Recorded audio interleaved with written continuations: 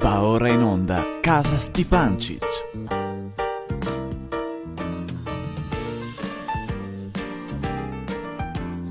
E cos'è sta roba? Buono, va bene, ciao. Ma sei cominci? Non si finì ancora.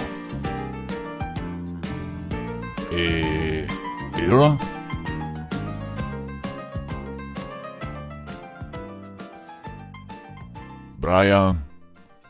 Brian, hai finito di ronchizzare? Dai che sono quasi le 5.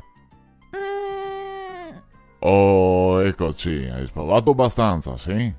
Adesso ci facciamo un caffettino e sbeccoliamo anche un tocchetto del dolce che ha fatto nonna, sai? Marisa, hai prontato il dolce?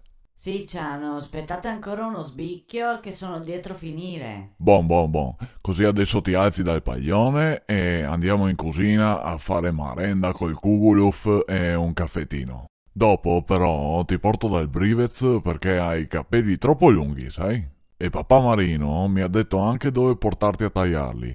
Boh, andiamo di là, dai.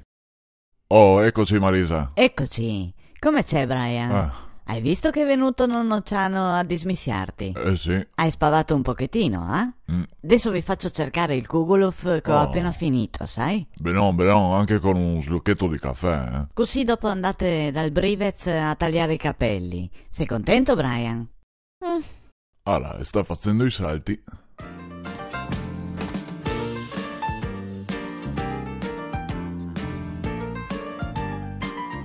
Già finito? Come? Ma mi voglio andare avanti, scusa. Ah, è buono. Ciao, mi non capisco sta roba.